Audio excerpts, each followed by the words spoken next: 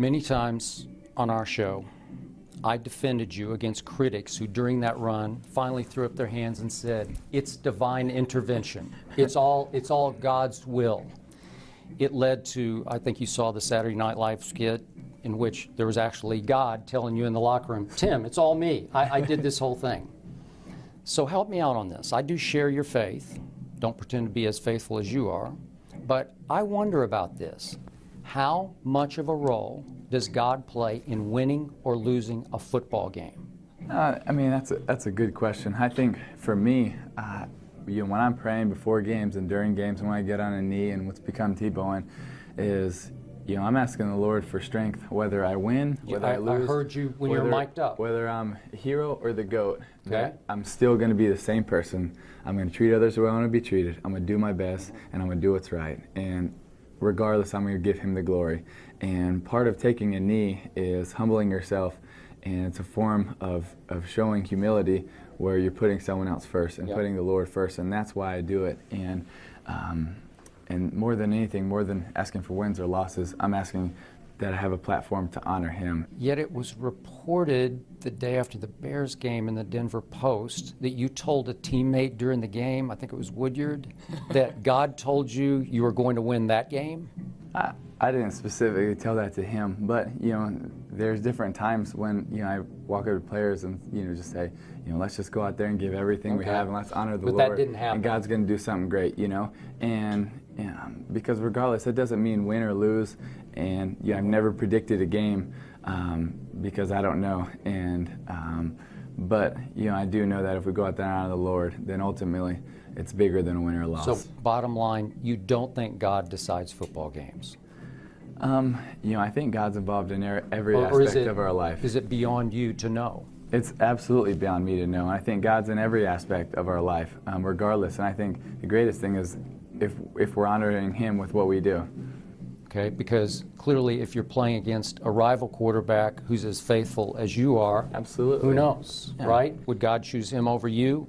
I don't think so. Do you? Well, you don't know. I mean, whether it's part of God's plan to lose the game, win the game, it doesn't matter, just as long as we honor Him. And I think that's the biggest thing, for me to understand is God's plan doesn't always mean it's going to be great or it's going to be easy or life's going to be easy. It just means that honoring Him is always the best way. It doesn't mean it's the most famous way or the most fun way, but it always is going to end up being the best.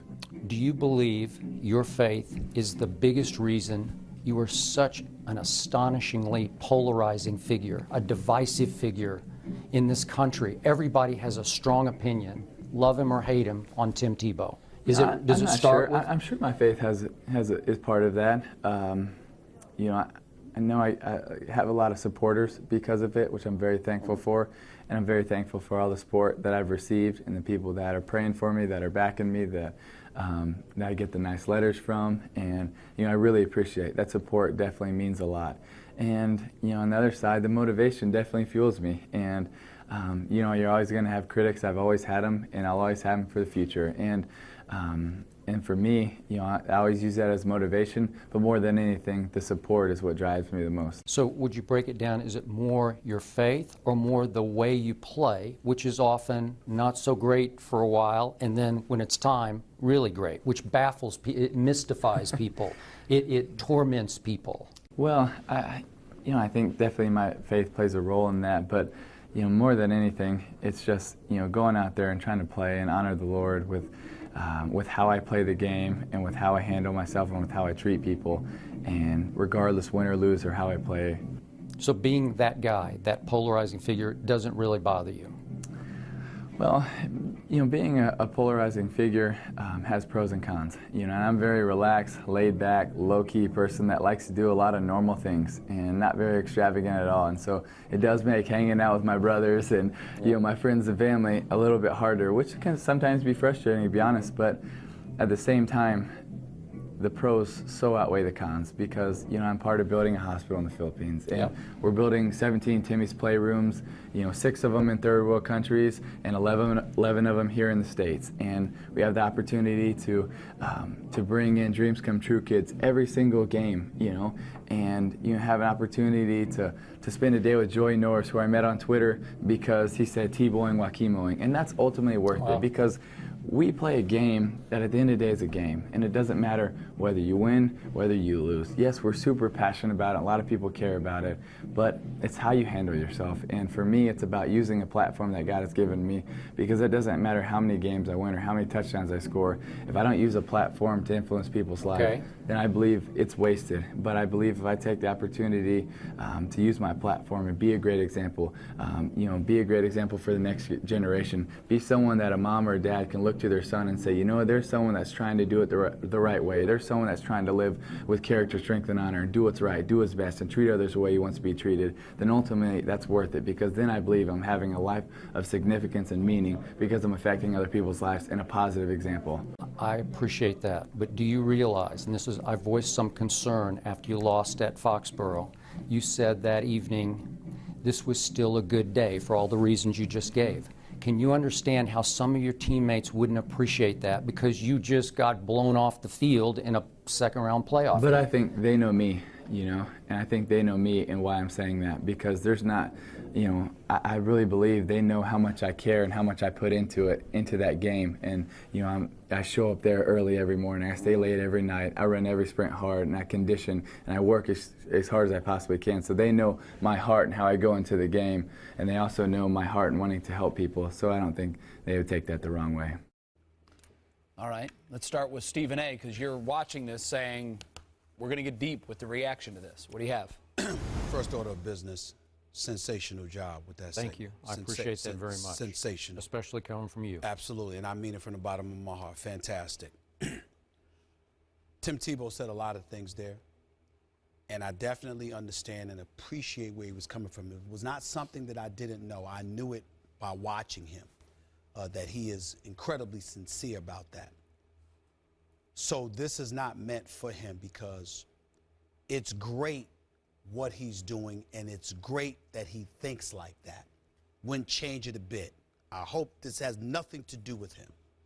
But at the same time, it has everything to do with him, because what he has to understand is that along the way, not only are people going to parse his comments, like 1 minute winning is everything, the next minute it's not, okay? But also, they're using him. When you talk about Tebow mania and the critics per se, what they're talking about is, you want us to be just like him. And a lot of people ain't. They could feel their love for God is sincere and it's deep, but they ain't him, Jay. Okay? I gave my life back to God a year ago.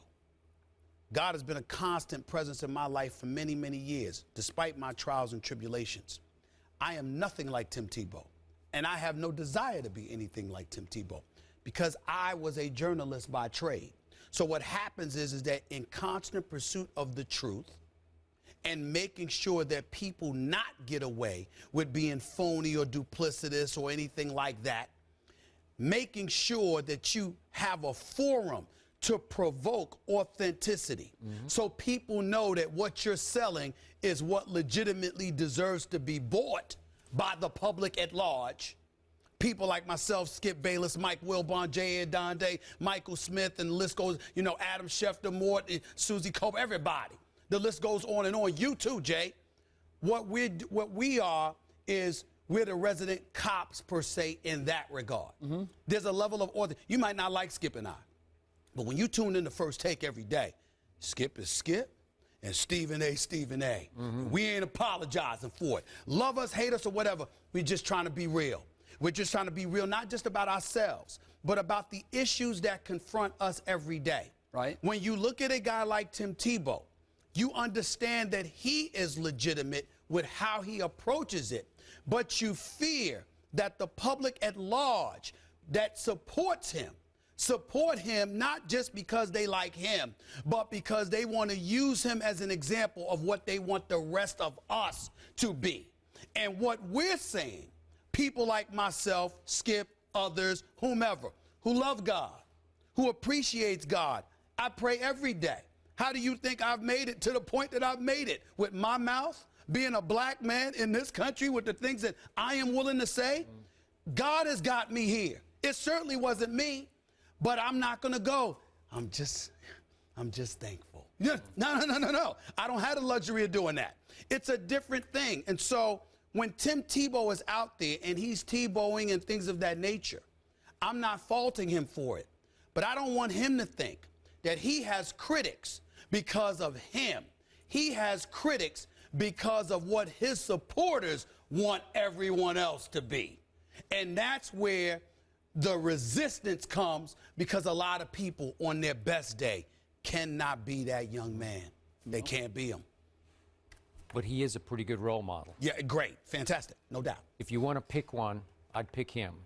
I have no problem with Okay, that. back to the God issue that you and I talked about during that 7 out of 8 run 2 or 3 times, when you half-kiddingly threw up your hands and said, it's Yes. divine intervention. Yes. The boy is touched, Yes. right? Yeah.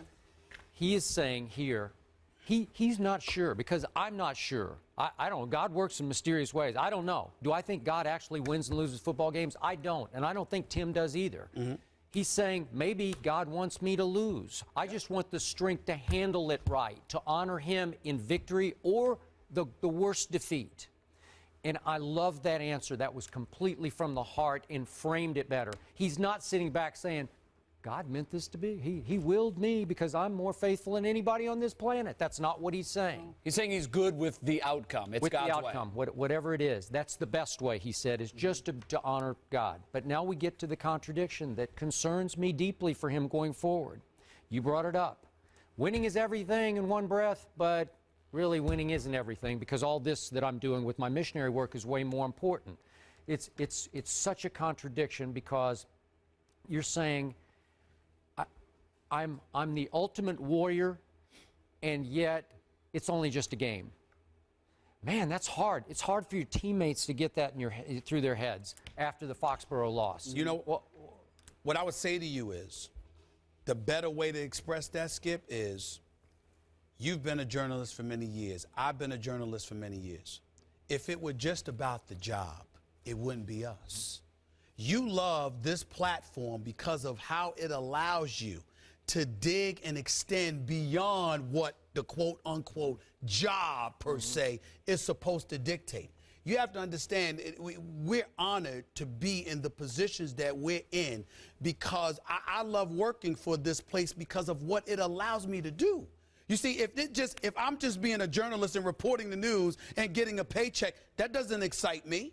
But when you touch on issues and you're allowed the platform to resonate in such a profound way that you pretty much feel like you're doing God's work.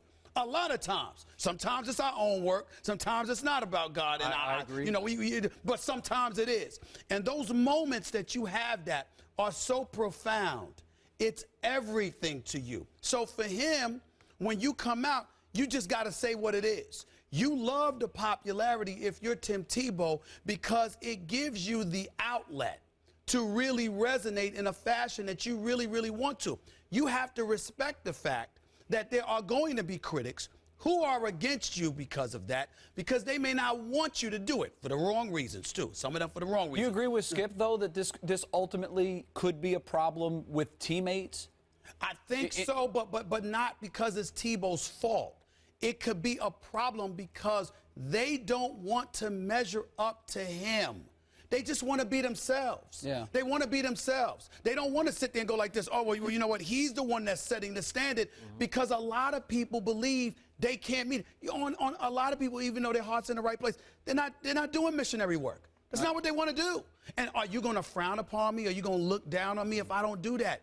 That's their challenge. Yeah, my final point is that guy at Florida we saw doing that halftime locker room speech in the championship game, I guarantee we're going to. I love that guy, and I still respect that. And you can be that guy, and you can be deeply Christian Have also. you ever lost and you've been so bitter about it that you try to convince yourself that it's going to be okay? Is that maybe what's going on here? That's really deep, Jay. I've done it. Yeah. I've lost and been crushed. I've lost. But I've been too proud to let anybody around me know. I've lost, I've cried, and I disappeared for a month where my friends, nobody could find me but my family. Everybody deals with it differently, that's Yeah. for sure.